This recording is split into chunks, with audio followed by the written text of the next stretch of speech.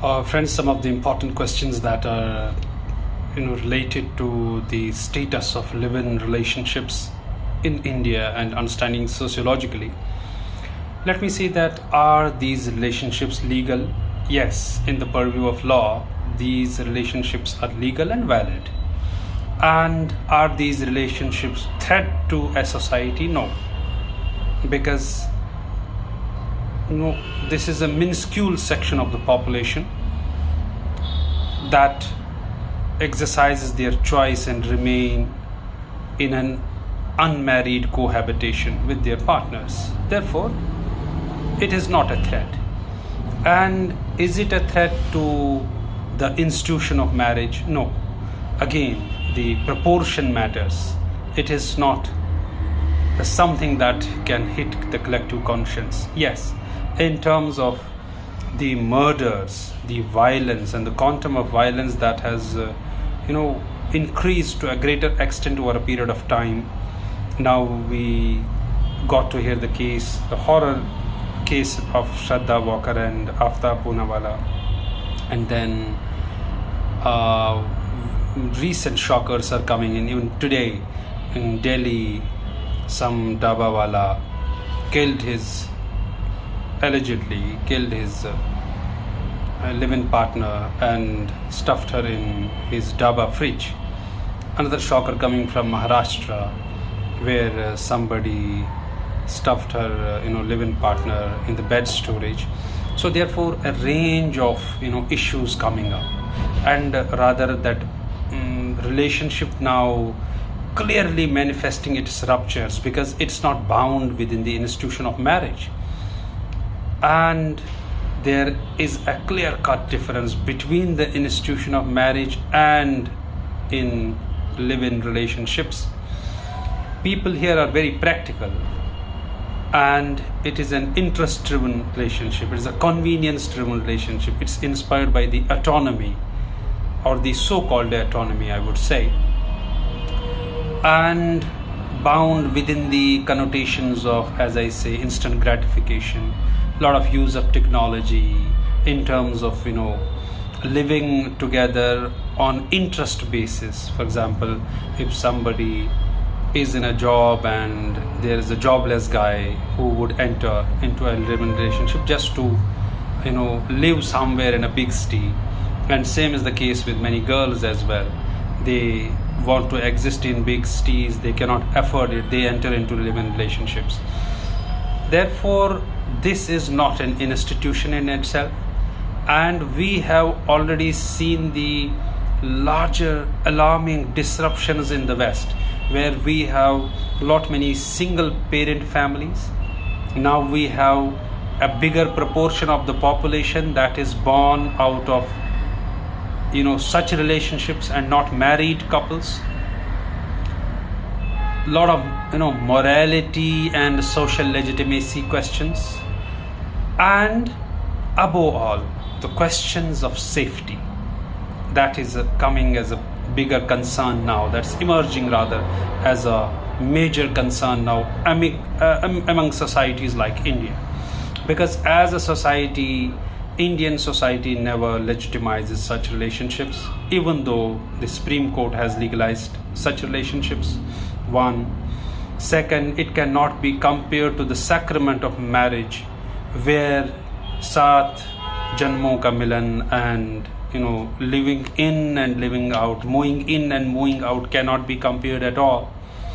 Question of shock absorbing, or question of shocker agency, I mean kinship and family, non-existent almost, because two guys or two people living in a city distant from their families at times hardly know the status of their relationship, and therefore no interference, no counseling, no at times emotional bonding, no emotional support, and no interference in fights, quarrels, and daily the fights that keep going in such I would say unions. Therefore having no shocker or shock absorbing agency around, having no kinship around, having no parents around, having no siblings around, having no girl's family intervention or the boy's family intervention. Even small verbal brawls can translate, can emerge as major disputes, even reach to courts. Even small fights can translate into murders, which is happening, that we are seeing at the moment. Given the crisis of the West, which Indian society was not compatible at all with. Now, in big cities especially, we do see such couples living together, and I'm not generalizing. There may be some happy couples as well, but that will be I mean a super duper exception. The general is that it's an interest-driven relationship. It's a motive-based relationship, and sometimes economics matters a lot. Technology has a lot of role to play in. Convenience has a lot of role to play in. Autonomy is quite misinterpreted and misused, and no regulations. And even if there is a legal sanction, but even yet in Indian context, we are yet to codify special laws related to the live-in relationships. And what about children that are born out of such bonds, their social legitimacy? I'm not talking about the legal legitimacy.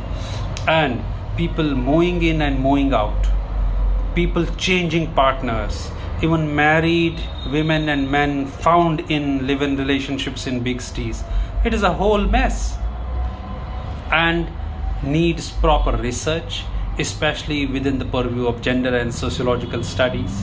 In as far as the academia is concerned, it needs serious researches, and especially in the research centers or research bodies of the country, such as social pathology, I would call it, should be studied properly, and we need to give it a thought whether there should be such disruptions within the society where there are no safeguards actually when it comes to the grassroots, when it comes to the reality. We also need to see the state and society intervention. We also need to study the sociological part of it, because day in and day out such shockers are coming and people are dying. Shraddha Walker was cut into some 35 pieces.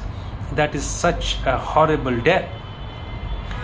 And therefore, in the garb of modernity, or while imitating or while treating themselves as modern, youth may get into such relationships, which is clearly a disruption, which is clearly fragile, which has no future, because off and on the basic motive, basic reason for fighting or infighting is that while some relationships are quite stagnant, some collapse, while some want to convert their relationships into marriages, which sometimes one partner or the another partner hardly agrees. There are a range of issues, because people who enter for convenience, people who enter for instant gratification, people who enter for rent, accommodation and a lot of motives would hardly want to marry, would hardly want to convert their relationship into a sacred one. That makes it worrisome, that makes it a pathology, that makes it dangerous, that makes it an issue ridden social reality that needs to be seen, because we cannot see such a social pathology emerging and developing as mute spectators. And even though state has legalized it, the society is yet to give it sanction, which will never come within the, as far as the Indian compatibility of such new forms of unions or unmarried cohabitations is concerned, because Indian society hardly is compatible. Indian society and the people in are hardly mature to reach to that level of acceptance and reach to that level of maturity to reconcile and recognize such relationships. While there are so many disjunctions, there are so many disruptions, and now the questions of safeguarding and safety questions, it needs to be properly studied, and while codifying laws for such relationships, some strict guidelines should come, and all the matters pertaining to live-in relationships in India must be specifically seen by courts, especially the highest court of the land, so that there are guidelines available and precedents are not simply drawn from the, say, Domestic Violence Act 2005, like the already existing laws. It needs, because it is a new issue, therefore it needs new laws, it needs special laws, it needs enough laws, it needs substantial that legal jurisprudence mechanism to back it with. Otherwise we will see so many more pathologies coming out of it. I hope this clarifies. Thank you.